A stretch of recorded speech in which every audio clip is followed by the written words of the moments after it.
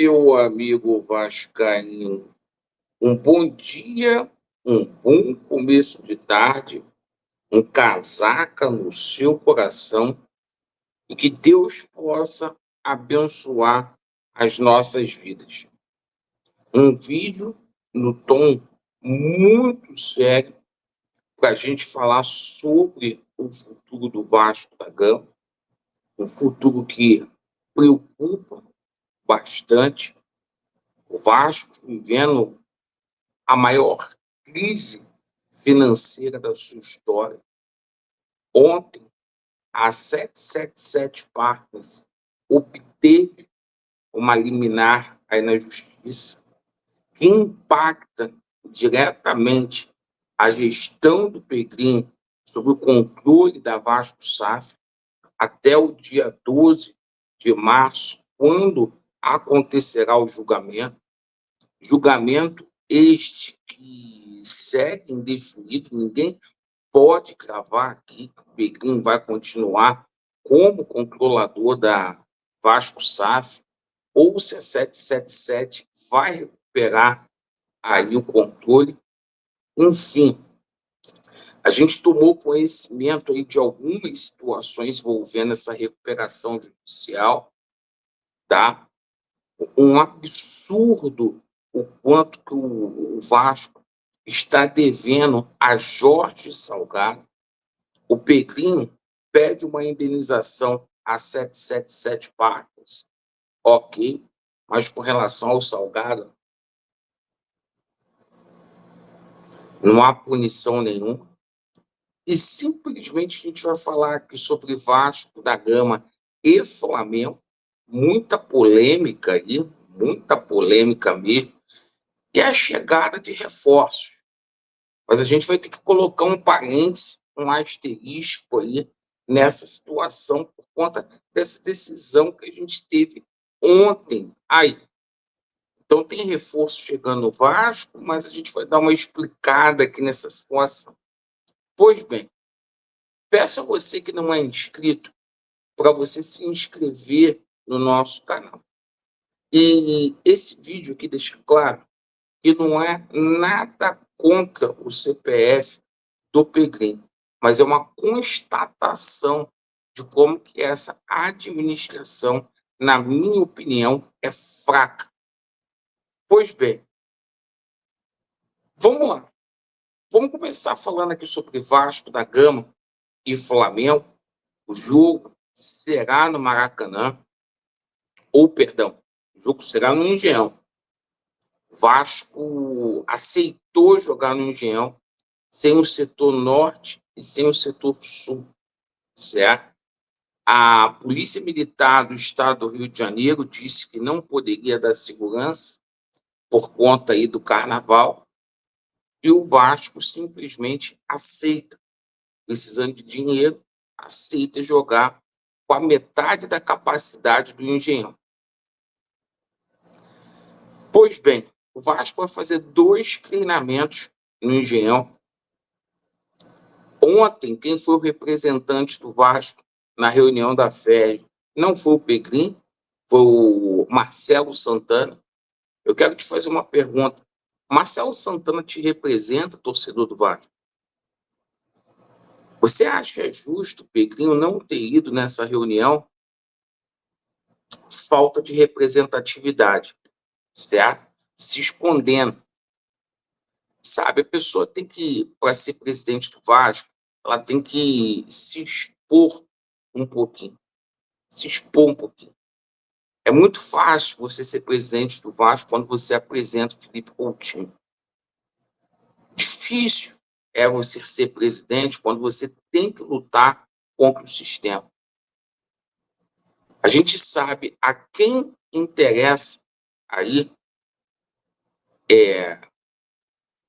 ver o Vasco da Gama desse jeito, sem representatividade. Mas o Vasco vai jogar contra o Flamengo, no Engenhão. Titi segue como dúvida para essa partida. Paulinho não joga, Vasco com 2 desfalques. Porém, todavia, o Garré ele está apto para poder jogar, ele foi inscrito ontem. E o Nuno Moreira vai ser regularizado hoje, também vai estar à disposição do Carille para essa partida. A gente estima sorte aí ao Vasco da Gama. Essa escolha do Engenhão, eu acho que beneficia mais o Flamengo do que o Vasco, porque a gente vai jogar num gramado de grama sintética, que o presidente Pequeno sempre foi contra esse gramado quando ele era jornalista, comentarista na Globo. Coloca lá no Engenhão um jogo que vai ser rápido, né? Grama sintética, né? O nosso time tem problema de preparação física, torcer para que dê certo. Vamos ver o resultado dentro de campo.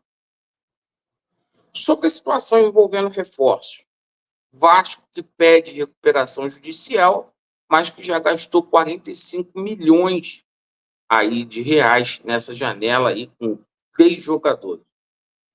E por falar em um desses 3 jogadores, o Lloyd chega ao Brasil nas próximas horas.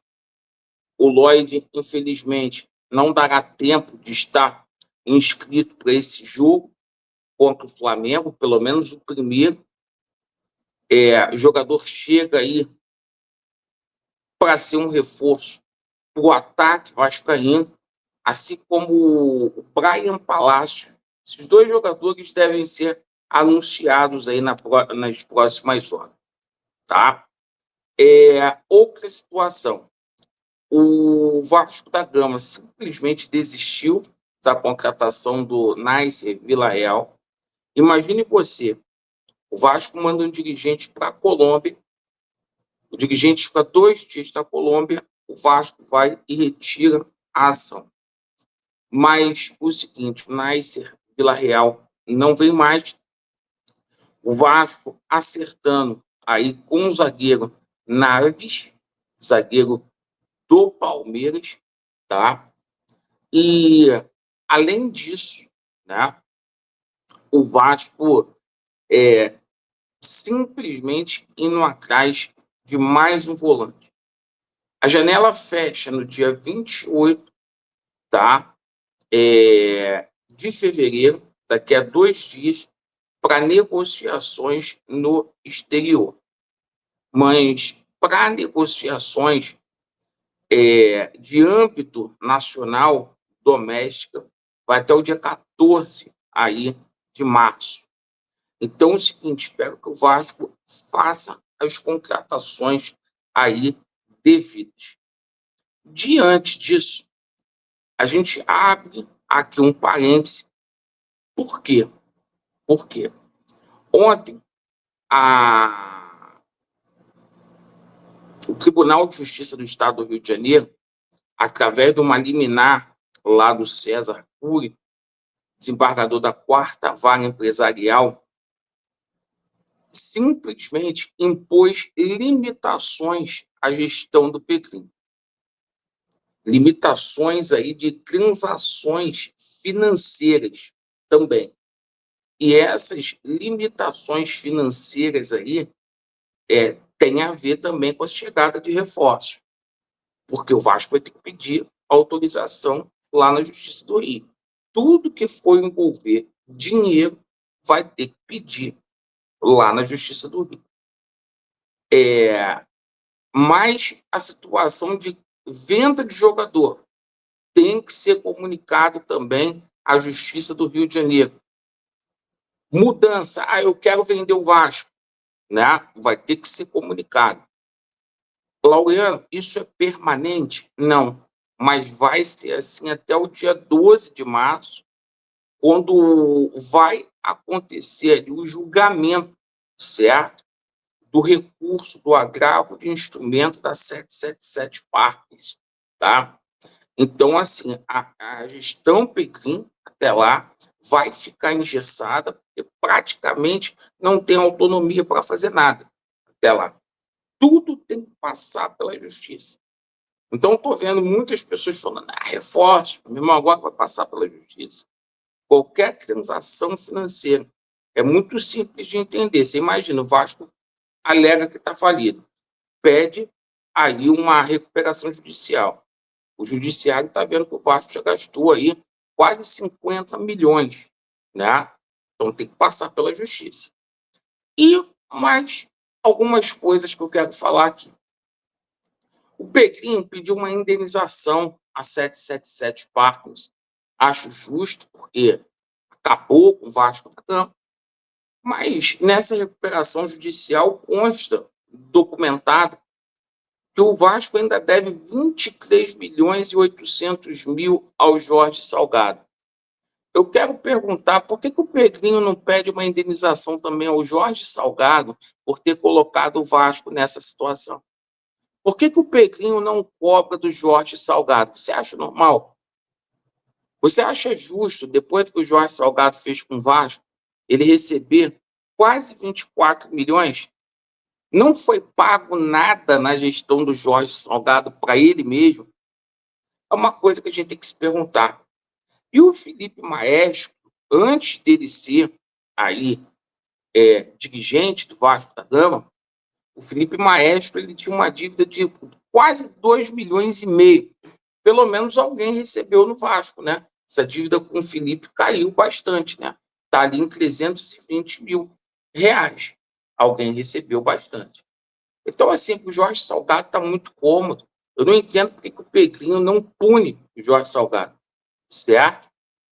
Por que ele não questiona esses valores? Agora, na canetada, que o Carlos Amodeu veio a público aí falando que a dívida do Vasco era de 1 milhão, que era de um bi e meio já, né? Na canetada, essa dívida caiu para 974 milhões aí de reais, tá? Na canetada. Então, a gente coloca aqui, ó, 637 mil para credores e 337 para tributo, total de 974. O meu canal, ele não vai colocar assinatura nessa recuperação judicial, tá? Porque esse pessoal que está no Vasco, eles não pagaram um ato trabalhista, eles não pagaram a RCE, está aí devendo Deus e o mundo, e só inocente vai acreditar que eles vão pagar isso em dia. E se não pagar, eu não quero pagar para ver, porque é falência. É falência. E aí, meu irmão, acaba o futebol do Vasco. Então, tá dada aqui a minha opinião com relação a isso, tá? Mais uma vez, eu não quero ter sangue na mão aqui de ser conluio a essa recuperação judicial e depois eles não pagarem o futebol do Vasco ser extinto. Não vou fazer isso. Obrigado pela sua atenção. Vasco neles e a verdade prevalecerá. Valeu.